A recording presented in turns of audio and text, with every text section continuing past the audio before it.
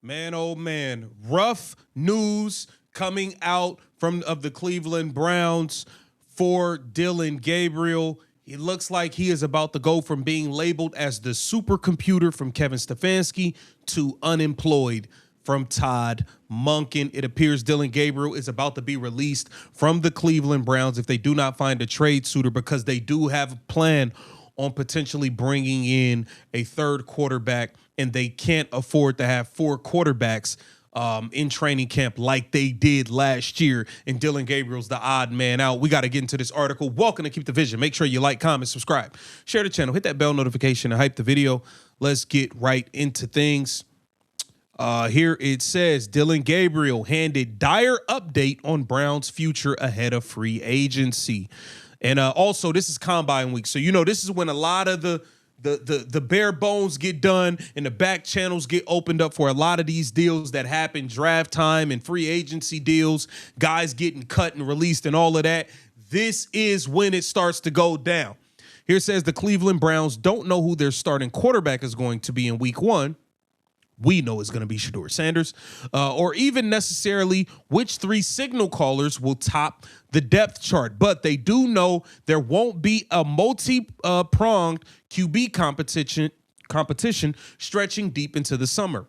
Mary Kay Cabot of Cleveland.com reported as much over the weekend, which translates into troubling news for Dillion Gabriel as he enters his second NFL campaign in 2026. This is a quote. The Browns can't afford to head into training camp with the four-way competition for the second straight season. They must try to identify their QB1 and QB2 in the offseason program and minicamp and let those two battle it out at the most, Cabot wrote. If camp started today, Deshaun Watson and Shedeur Sanders will be competing for the starting job. But Todd Monken and Andrew Berry have both said they'll also look outside for a quarterback. And, so there are some potential other guys that they may look to bring in, and all of this spells bad news for Dillion Gabriel. And here it says Dillion Gabriel status as a servable backup might afford him a mid-day 3 value, 6th round or thereabout in a trade conversation. That said, if the Browns will sign Willis or bring in another guy, it's more than likely the team ends up cutting Gabriel. Okay, under those circumstances, with Watson uncuttable, with his $81 million cap hit, and Sanders still a fan favorite who earned another shot in his sophomore campaign, it is hard to imagine any team buying that Cleveland plans to carry Gabriel through cut day in late August. Thus, the only way for the Browns to get anything for Gabriel is if there are multiple organizations interested in him as a backup and willing to fork over an actual draft asset for the 3 years remaining on his rookie deal. So it appears Dillion Gabriel is on the outside looking in, and Dillion Gabriel, he's about to be jobless, y'all. That just goes to show you that Kevin Stefanski was out of his mind. Y'all was calling this dude the supercomputer. Oh, he's like a supercomputer. He's a high-end Intel processor that we've never seen before. 5'0", can't see over a box of cookies, can't throw the ball down the field. He never stood a chance. He was never good enough. I'm sorry, y'all. It's nothing personal against him. He just was never going to be a legitimate starting quarterback. And the fact that Kevin Stefanski mind the bunch of you to believe that this guy was a guy is a complete joke. It's nasty work, man. Let's go over to the boys over on ESPN Cleveland, Tony Grossi and Chops, as they talked about the Browns' plans with this number 6 pick. Things are, look, deals is getting worked out. Let's take a listen.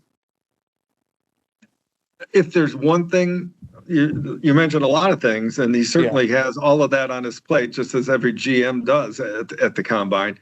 I think it's to clarify the zone in on number 6, Okay. the various options, offense or defense. Mm-hmm. If offensive tackle, which one takes the lead? If it's a wide receiver, which one takes the lead at this part of the process? And also the prospects of trading down. I've been doing a lot of draft simulator. Here's the other thing. This draft simulator stuff more teams are using it as their own tool also, and I'm going to inquire to some guys about that.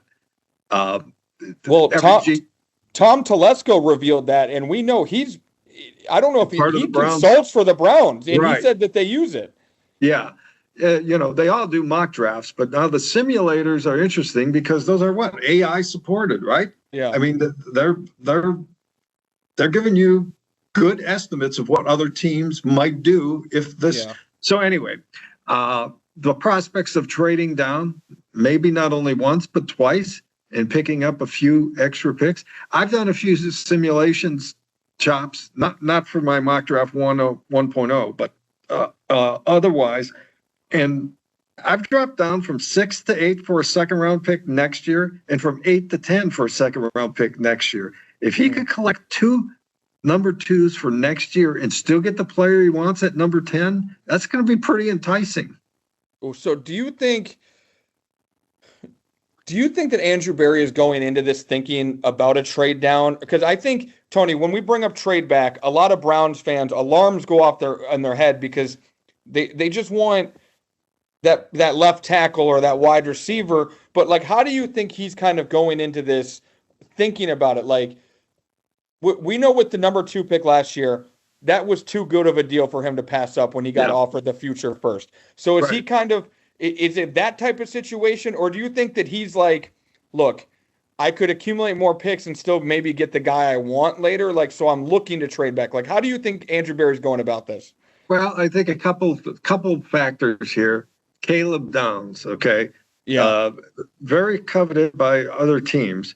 Not necessarily by the Browns, even though he's going to be a great player. It just doesn't seem to fit in their defense and also the evolution of their team. Okay, so that's one factor.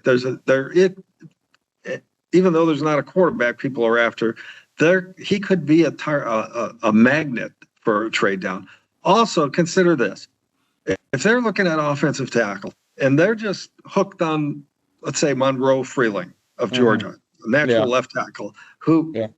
Nobody projects going at the 6th pick, but nobody thinks he'll last at 24th. So he's going to be somewhere in the middle. Yeah. So if he can manipulate the draft to collect extra, and first of all, they have to love the guy to target him somewhere in that span. Yeah. That's a natural focal point to make trades for. So he could really benefit the way this thing is looking with future assets. And don't forget, he definitely wants to get some extra in 2027. If he's unable to get a number 1, man, 2 number 2s can be very useful next year.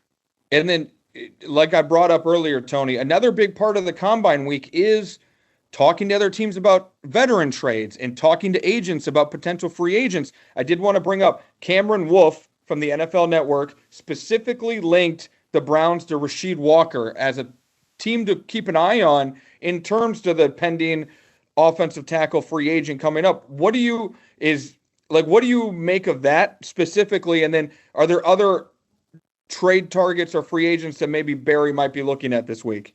Sure. We keep saying this, and it's hard to not state it enough. Free agency comes first. It comes before the draft.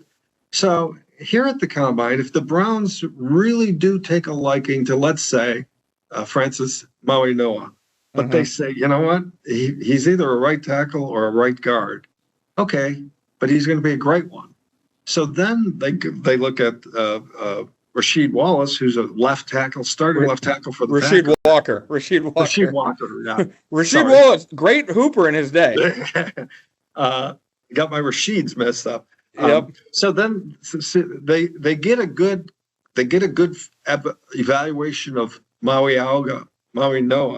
And decide we can't move him to left tackle.